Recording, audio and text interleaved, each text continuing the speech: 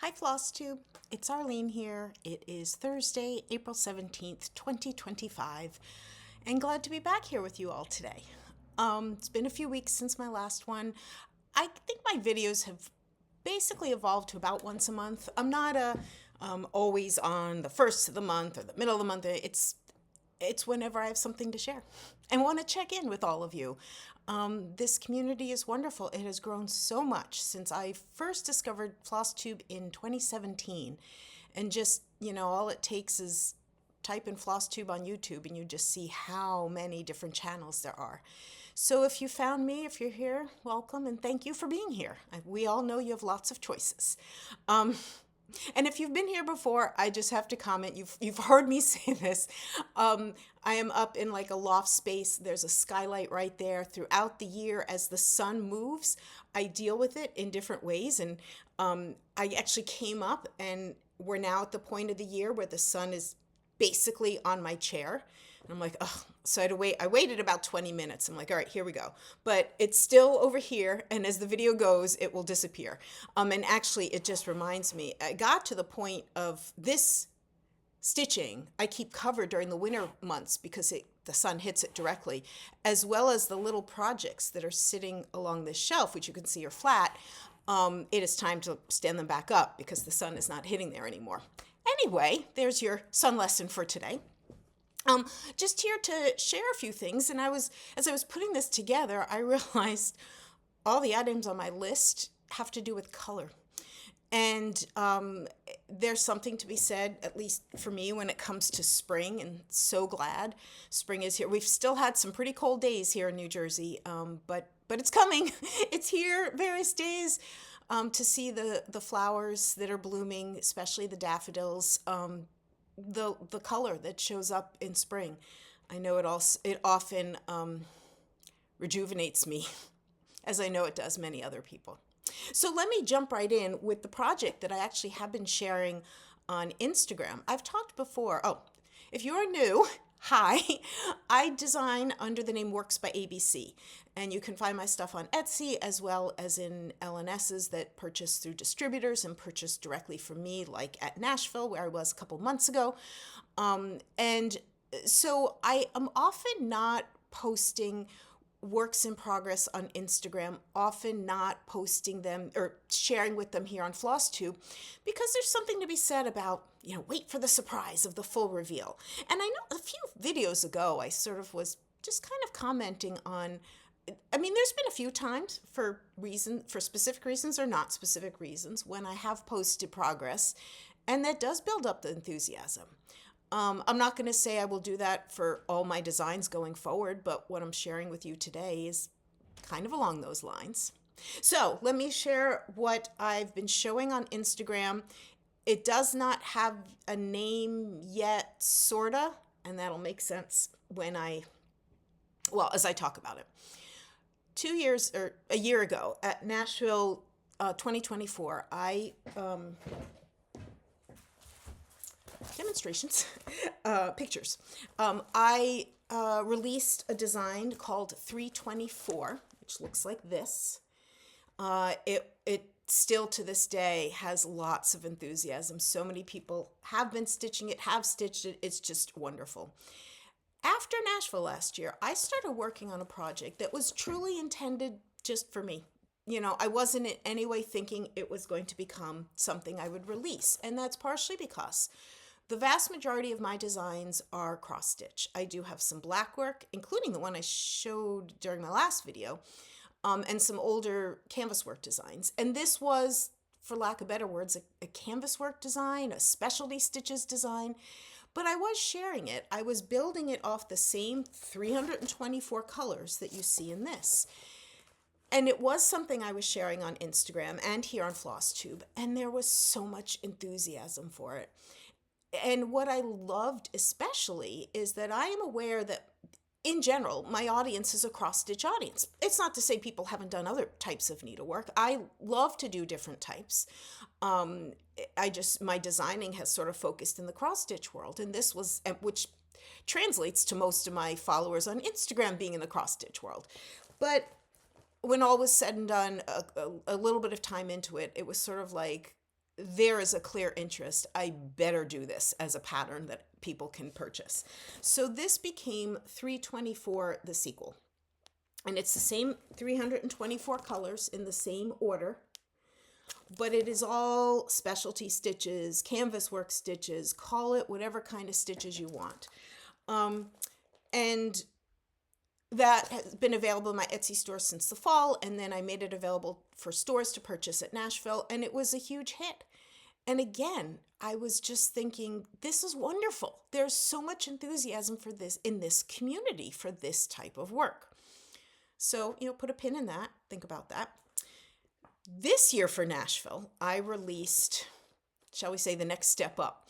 The 324, one of the jokey things that came about, people were saying, stitch one motif a day and you're done in less than a year and you can keep stitching on your other projects. So I went with that idea and I created 365 a year in stitches. Now, this is not one of those temperature charts. There's all variations of that where you coordinate a color based on the temperature and you keep track for a whole year. And those, for people who love them, are great. This is different. This is literally 365 different colors of DMC and 365 different circles. All those circles are different. And I loved doing this. And it also was a great seller at Nashville.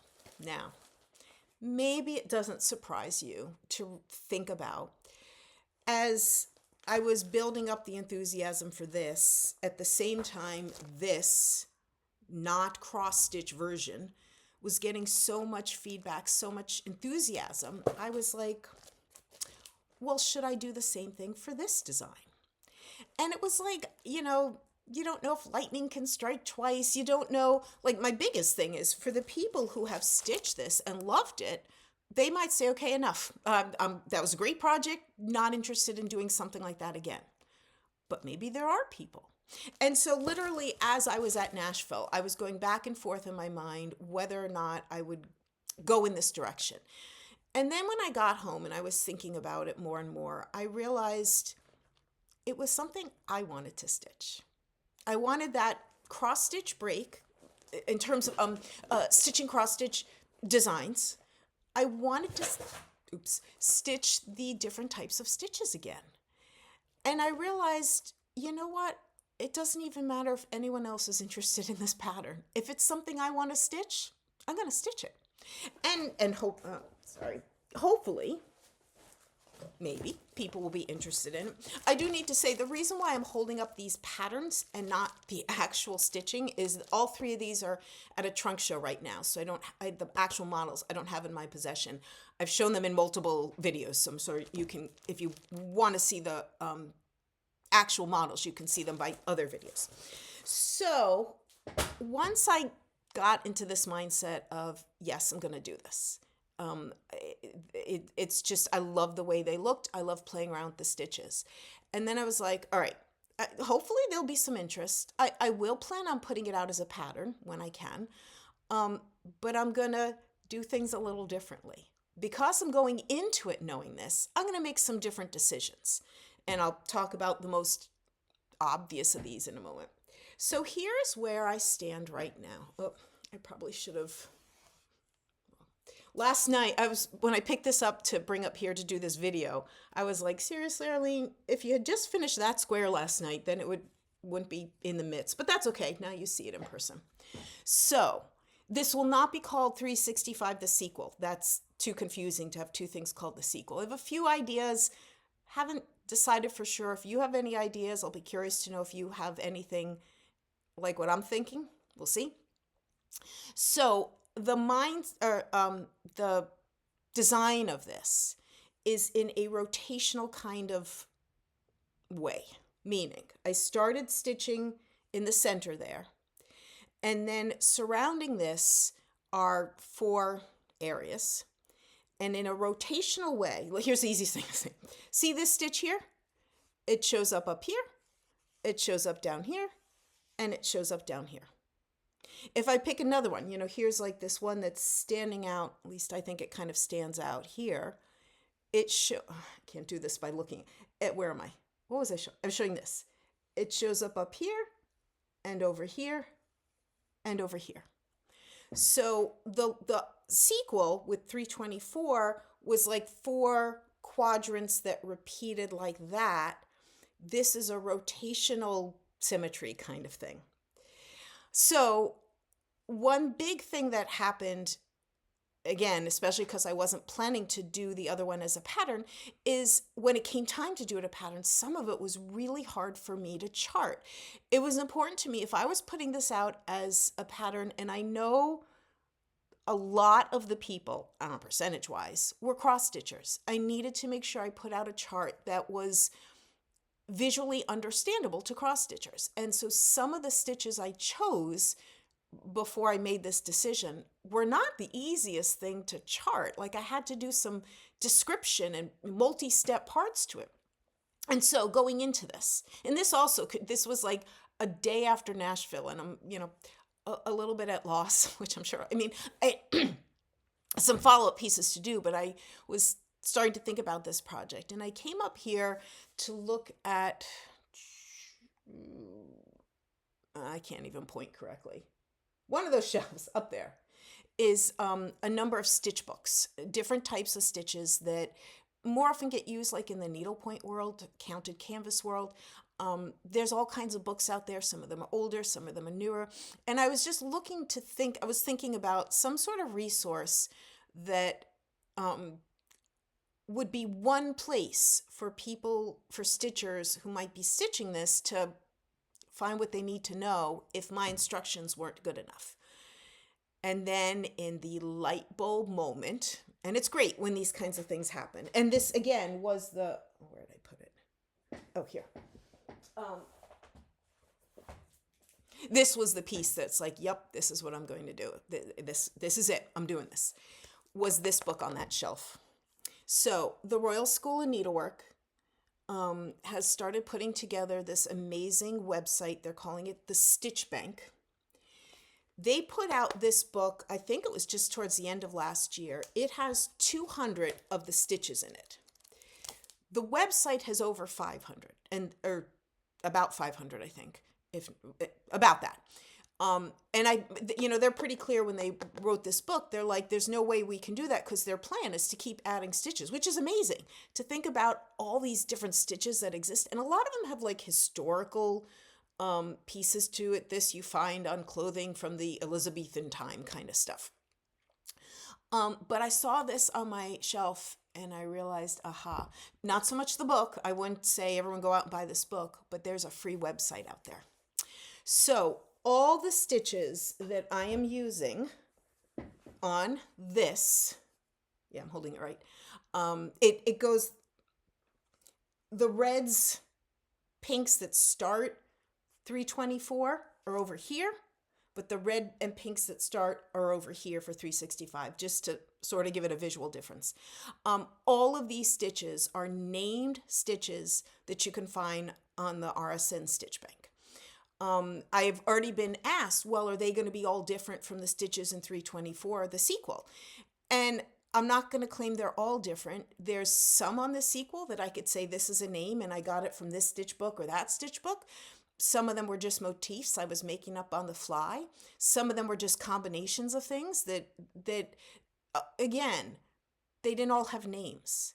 But this is very specifically this name of this stitch, and you can go on the RSN Stitch Bank and see it broken down step by step how to do it, which is just wonderful. And now I had even prepped, I gotta remember which one I did. It was flying, oh, it's this one. Okay, so for example, this stitch right there, which is also here, I think, which is also, no, is that right? Yeah, which is also here and there. I may or may not have pointed to the correct ones, but that's approximately where they would be, is, for example, called a flying cross stitch. And I just picked this one to show you is that it happens to be one of the 200 that's in here. It is not the case that all that I'm using will be in here. Nope. There will be a total of 92 stitches in this when all is said and done. But so here is the flying cross stitch. And you could see how they've broken it down, and there's instructions. And on the website, not only are there these diagrams there's also pictures at each step. So it's like, this is just, again, is a huge part of what I wanted to do different if I was going to do the not cross stitch version again. And so I'm just so thrilled that that piece is like a concrete piece. You don't have to buy a book. It's available. I will again want to do as clear instructions and diagrams as I did before, and it will, the two pieces together just feel right to me. This is larger than the original 365, which I don't have in front of me, and 365 as a cross stitch project is 167 by 167 stitch count. So I stitched it on 36 count over 2, so it's about 9.5 by 9.5 inches. This one is going to be bigger. I'm stitching this on 25 count Lugana. I went through all this, like a whole conversation about choice of fabric when it came to the sequel, and I'm sure I'll go over that again. Just for the moment, you can just say, all right, she used 25 count Lugana. There's a lot of over 1, over 2, over 3, so it's all about needing to think about it in a little different way than you might with cross stitch. And we'll talk more about that as I get closer. You may be thinking what an odd like setup you have here, Arlene. Up until yesterday, I was stitching on scroll bars. That's like my favorite way to stitch, but it got to the point I wanted, each time I was doing a stitch, I wanted to do all 4 versions before moving on to the next one. And it got to the point where I was doing a lot of scrolling back and forth. And I knew at some point I would transfer it to stretcher bars.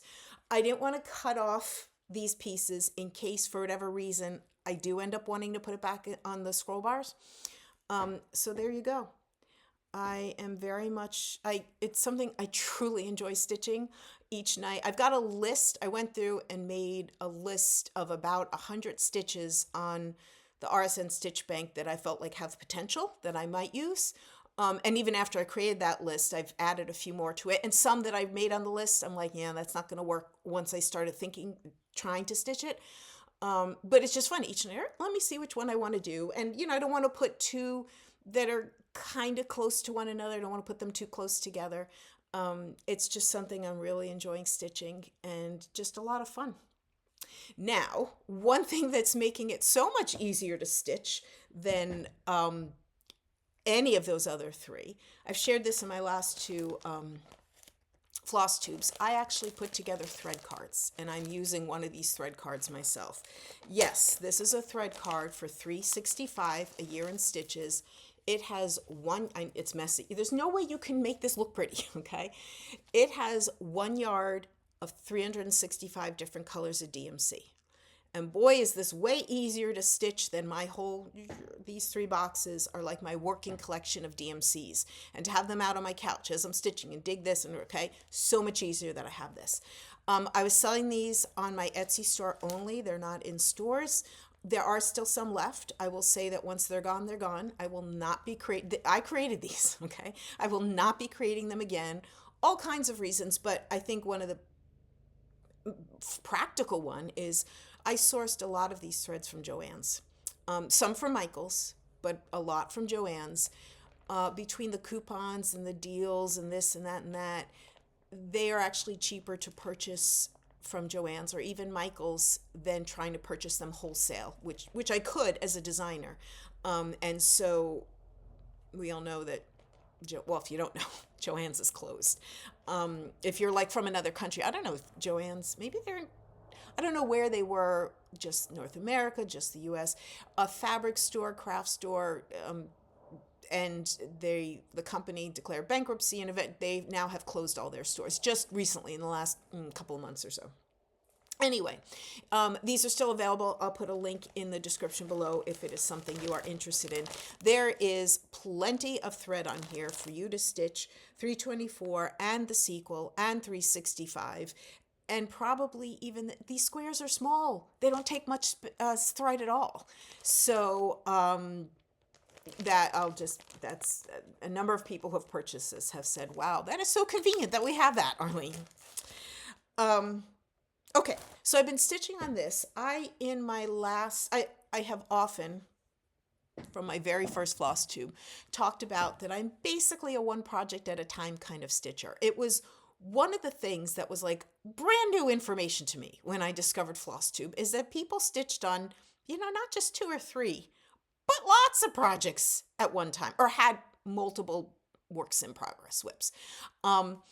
But I have evolved in the last few years to basically have what I call my downstairs project and my upstairs project. Downstairs project is nighttime stitching, occasionally during the day. The upstairs project is more of the daytime stitching, which often turns into these little pockets of time that I have that are these odd pockets. I'm also, in my other life, I'm a middle school math teacher. I work with tutoring and a lot of kids at oddball times. And to say, all right, I've got 20 minutes, perfect, let me go put in a few stitches.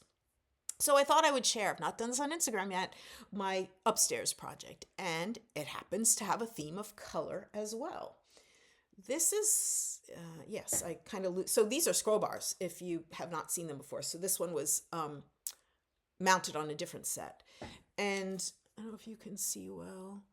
I'm not going to show you a picture of what it's going to look like total, but you can probably figure out a good portion of this. These colors, maybe it looks a little bit like a color wheel. And there seem to be some flowers growing here that just might coordinate with those. There are a couple of, shall we say, neutral or planned neutral that I've decided I'm not even going to put in till I have all the colors in to help me decide what might be the best neutral way to go. So as not to take away from the colors. The fabric, which is not quite showing up completely accurately. It's a Grace Notes fabric. Oh, do I have it written down? So I'm pretty sure this is Kenneth, I think.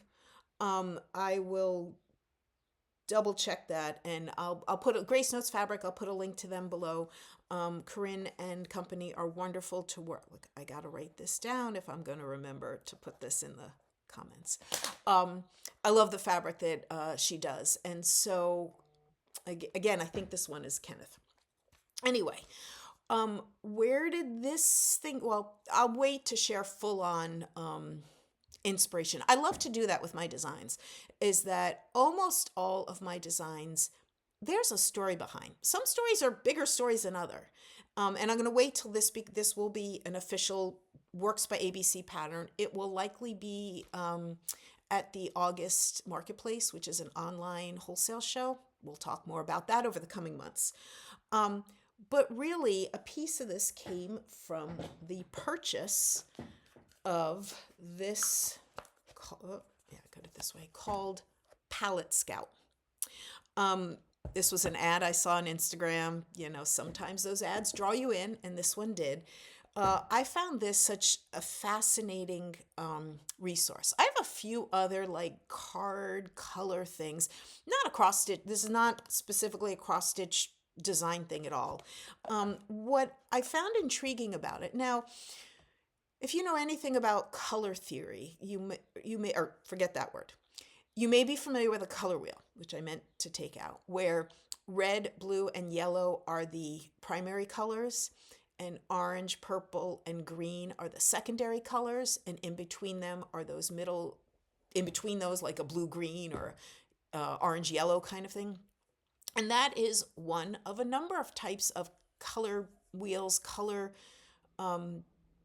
visual ways of showing color. This one is related, but there's just lost it. But some slight variations of it. I will put a link to this place below that I got this from. She created these colors, this color set, and to make it easier to talk about when she's talking about her colors, she didn't call them like blue, green, and so on. She came up with English words alphabetically that, pretty close to what the color represents, to be able to just discuss it, how they show up in this wheel. And again, you see the connections with your typical color wheel.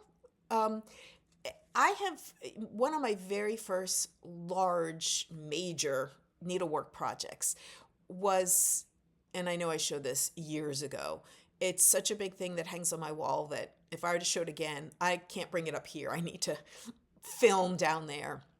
But I learned so much about color theory. What are complementary colors? What are analogous colors? All from that project. And this little booklet and these cards, and there's some videos online and some other resources, are just in a Cliff Notes kind of way, honing in on some of the additional color theory things. So these cards, for each of these, I meant to have this all prepped ahead of time and I totally forgot until this moment. For each of these colors, let's just say amber, I don't want to do yellow. I'll do midnight, which is one of the blues, okay? I currently have them organized. For each of those, you have 5 cards. So the one in the middle, oh, did I just hit midnight? Look at that. That was meant to be. See how it has a 3? Oop, has a 3. So that is the middle basic hue. When you add, now hold on, I need a little cheat sheet here. When you add whites to the basic hue, the base hue, you get what are called tints. And so there's I'm almost there. Where's the M? Again, they're alphabetical. There we go. That's midnight, 1 shade lighter, and midnight, even 1 shade lighter than that. When you add black, you get what are called shades. And so the number 2 for midnight is there. Again, I would make so much. Nope, that's Neptune. There's midnight. And then the darkest, which is here. Now, in addition to adding either black or white to colors, I think about mixing paint, but that translates to DMC threads or fabric for quilting or something. It's just this idea. In addition to adding either black or white, you could also add gray. And so these turn into what are called tones. And just even if I do this versus this, you see how that grays it down a bit? And just to show you that center midnight color one card, just to use one as an example, just one. So here's the base, the basic bright, but I know she doesn't use the word bright. And here's the tone of it. It's just, and she has some like ways to mix it, like to physically play around with how could you combine these in whatever your creative project may be.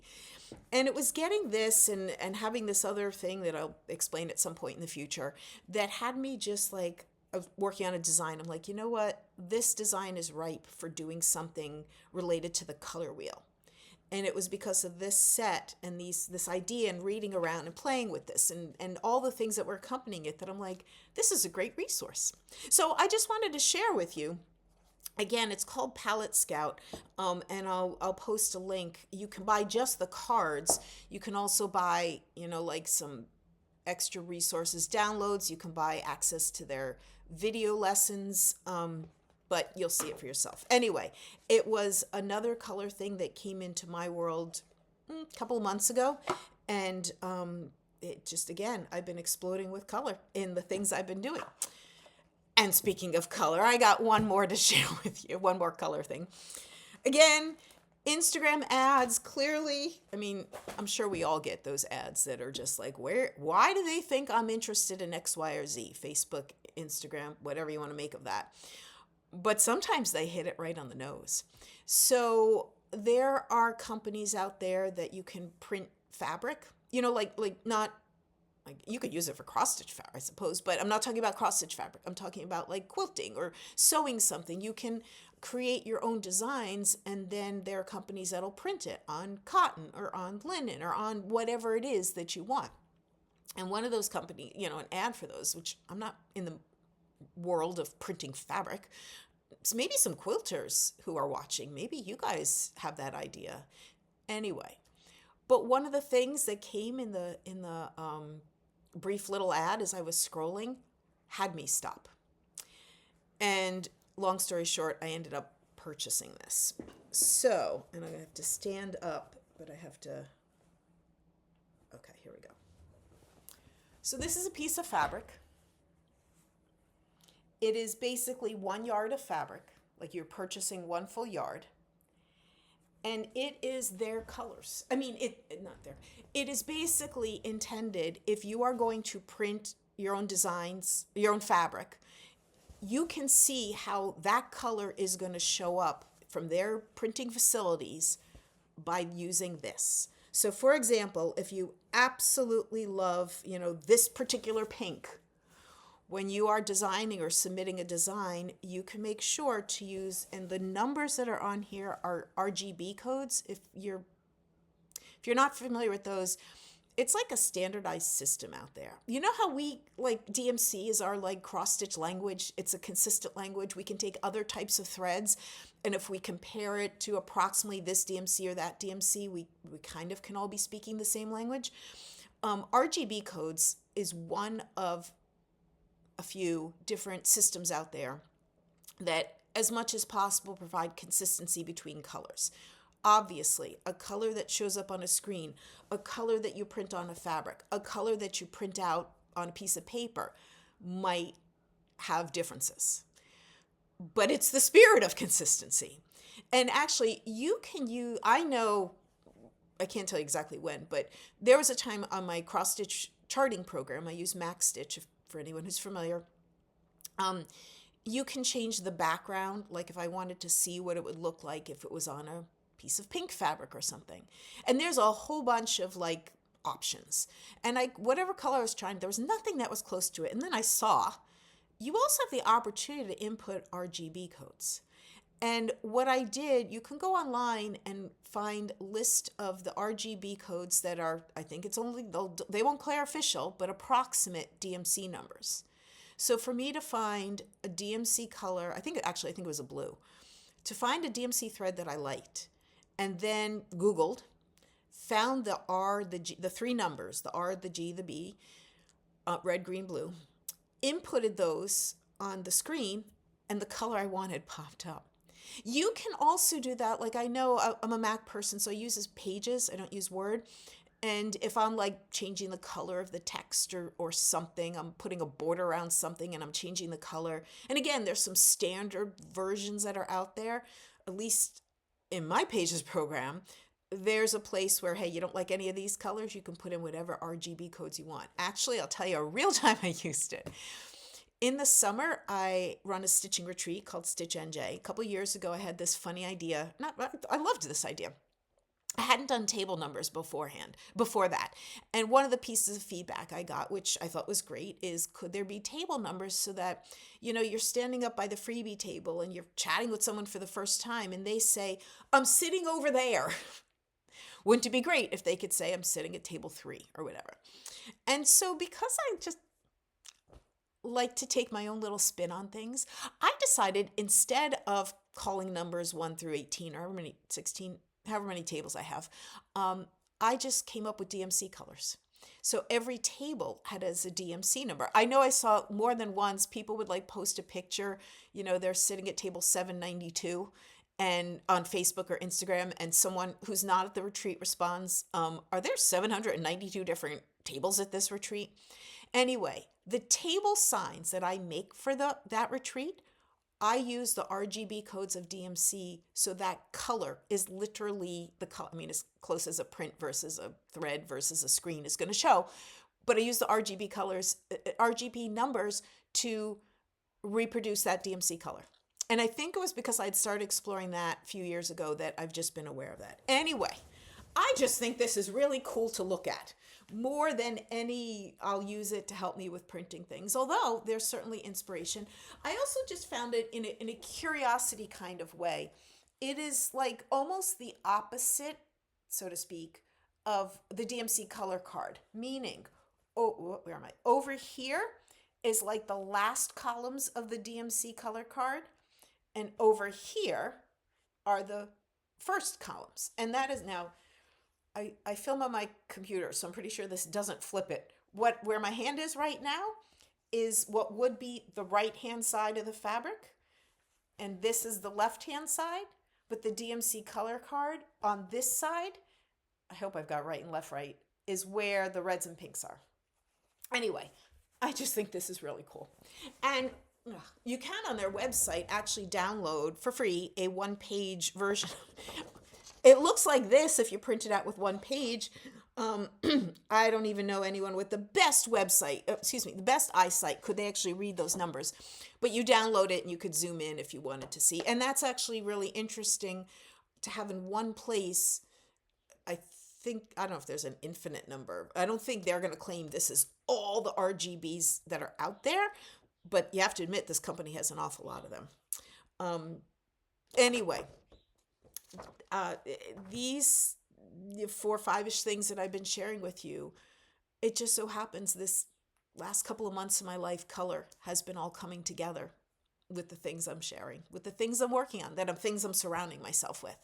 And in a lot of ways, you could say that's appropriate for springtime.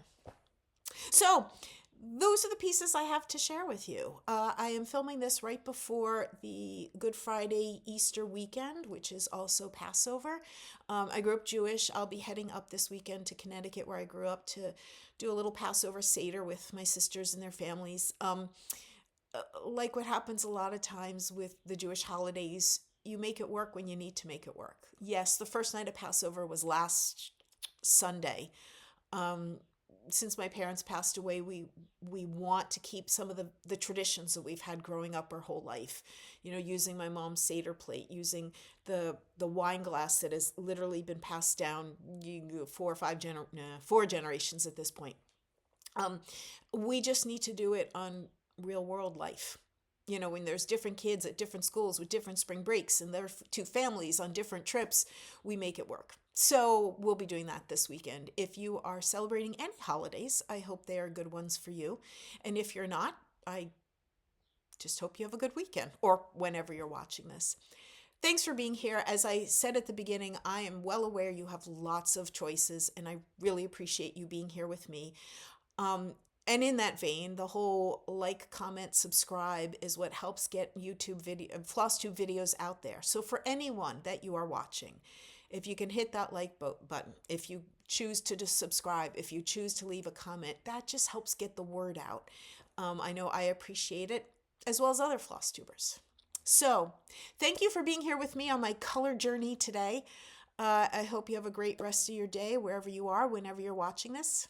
Till next time. Bye.